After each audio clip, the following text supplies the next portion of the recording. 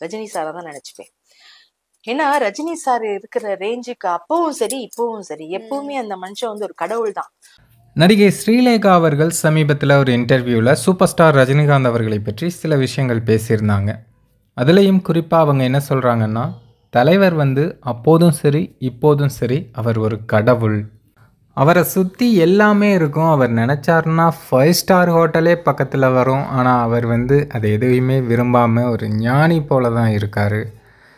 உண்மையிலேயே அந்த மனுஷன் வந்து அவர் வந்து என்ன நினைச்சாலும் அந்த 5 ஸ்டார் ஹோட்டலே பக்கத்துல வந்துடும். ஆனா வந்து எதுக்குமே சம்பந்தம் இல்லாம வந்து எங்கேயோ இருப்பாருமா. இப்போவும் படப்பிடிப்பு தலங்களில் கேரவன் வந்து அவர் யூஸ் பண்ணுறதே கிடையாது. அவருடைய கேரவனில் வந்து எல்லாமே இருக்கும், எல்லா வசதிகளும் இருக்கும். அப்படி இருந்தும் அவர் தேவைன்னா மட்டும் போயிட்டு மற்றபடி ஷூட்டிங் ஸ்பாட்டில் தான் உட்காந்துருக்காரு.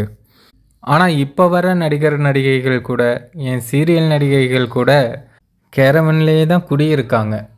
அதுவும் அசிஸ்டன்ட் டைரக்டர் வந்து 10 தடவை சார் சாட்டர்டே, மேடம் சாட்டர்டே அப்படின்னு சொல்லி சொல்லி தொண்டை தண்ணி கிளிய கத்துனா தான் அவங்க வந்து வெளியே வர்றாங்க.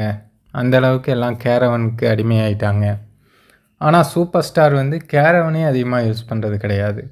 இன்னும் சொல்லப்போனால் இப்போ உள்ள நடிகர் நடிகைகள் எதை கற்றுக்குறாங்களோ இல்லையோ, சூப்பர் ஸ்டார்கிட்ட இருந்து நடிப்பை கற்றுக்குறாங்களோ இல்லையோ, முதல்ல இந்த மாதிரி நல்ல பண்புகளை, அவர் எப்படி நடக்கிறாரு, எப்படி படப்பிடிப்பில் பங்கேற்கிறார் அப்படிங்கிற இந்த மாதிரி விஷயங்களை கற்றுக்கிட்டாங்கனாலே போதும், சினிமா வந்து சூப்பராக இருக்கும் அப்படின்னு ஸ்ரீலேகா வந்து பேசியிருந்தாங்க.